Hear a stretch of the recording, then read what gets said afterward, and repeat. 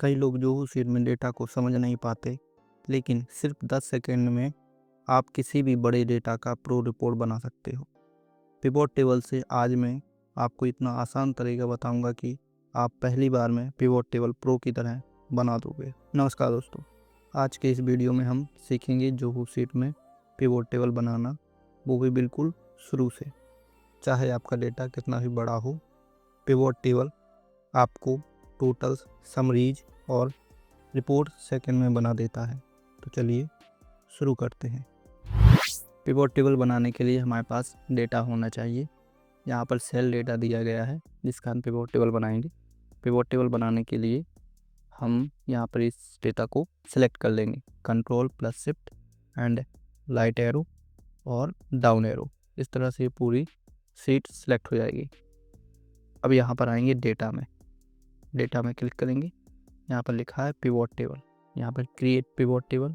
ये पूछेगा कि लोकेशन फॉर दी टेबल, यानी कहाँ चाहते हैं, न्यू सीट, एग्जिस्टिंग सीट। हम तो न्यू सीट पर क्लिक कर लेंगे तो यहाँ पर ये पिवोट टेबल बन जाएगी।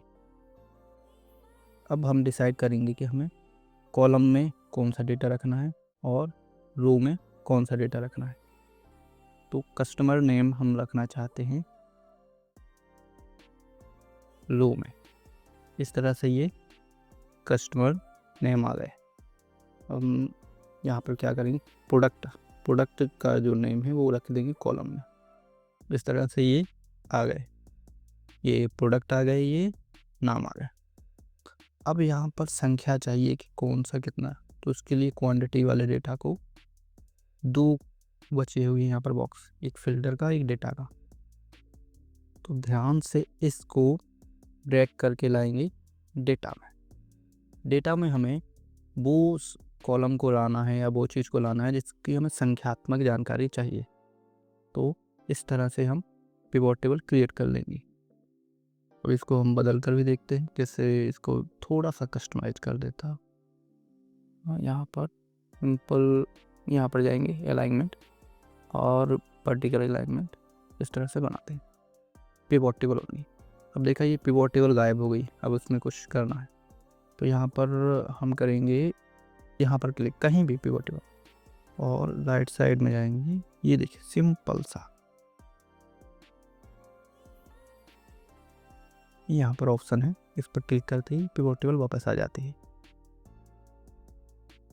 अब जैसे मान कर लीजिए तो संख्यात्मक हो गई और हमें डेटा चाहिए इसका अमाउंट में, तो अमाउंट वाले को इस यहाँ पर सिंपल ड्रैग कर देंगे। इस तरह से ये अमाउंट में आ जाएगी। वापस से वैसे कर देते हैं, क्वांटिटी वाले डेटा को इसमें ही और ये पिवोट टेबल क्रिएट हो जाती है। बहुत आसान है पिवोट टेबल क्रिएट करना। लेकिन ध्यान देने वाली बात यहीं पर है कि हमारे पास ये 4 कॉलम मिलते हैं, यानी एक फिल्टर का कॉलम, रो और डेटा। सबसे इम्पोर्टेंट होता है डेटा, यानी इसमें हमें वो चीज़ रखनी है जिसकी हमें जानकारी चाहिए, किसमें संख्यात्मक जानकारी चाहिए हो। तो ये हमें यहाँ से मिलती है। फिर से करते हैं, ऐसे ड्रैग करते हैं, ये बन गए। Thank you.